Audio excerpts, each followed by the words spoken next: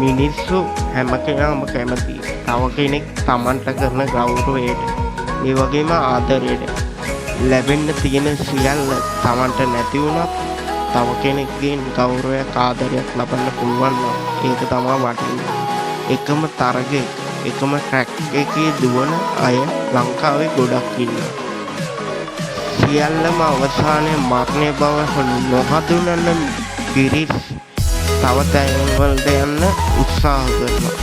ලස්සන අයට ලැබෙන ආදරය තව කෙනෙක්ට ලැබෙන්නේ මේ හැම දෙයකින්ම තේරුම් ගන්නේ මේක මගේ අවාසනාව කියලා.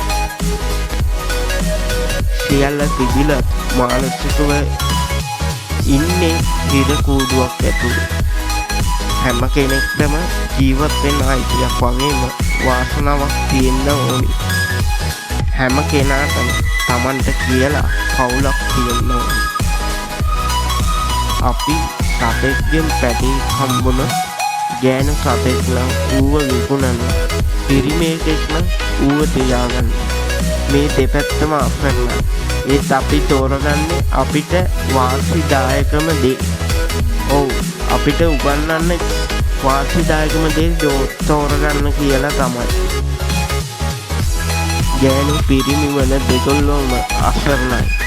තව දෙයක් කපල් එකක් ගැන හිතන්න. ඒකෙත් ඒ කපල් එකට හම්බ වෙන දරුවාට හිමිවන්නේ පියාගේ වාසකම විතරයි. හිතන් නැති පැති ඒ කවදාමකම හරි සමාන අයිතියක් ලැබෙනවා නම් හොඳයි. ආත්ම බෙදෙන්නේ පුරුෂාත්ම ස්ත්‍රී ආත්ම කියලා. කුසල් අකුසල් අනුව තමයි ස්ත්‍රී පුරුෂ භාවය තීරණය වෙන්නේ. සම අයිතියක් ගෞරවයක් රැකවරණයක් මේ සියල්ලන්ටම ලැබෙන්න ඕනේ. දුප්පත් වෙලා උපදින සියල්ල දුප්පතුන් නොවේ. ජීවත් වෙන ආකාරය අනුව තමයි ඒක තීරණය වෙන්නේ.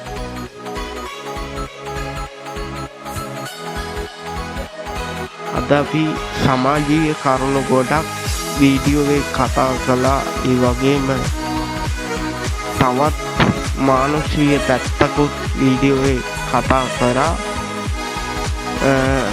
මගේ වීඩියෝස් හොඳයි නම් ලයික් එකක් ෂෙයා එකක් දාන්න කියලා ඉල්ලනවා. අනිවාර්යෙන් channel එක subscribe කරලා එකතු වෙන්න.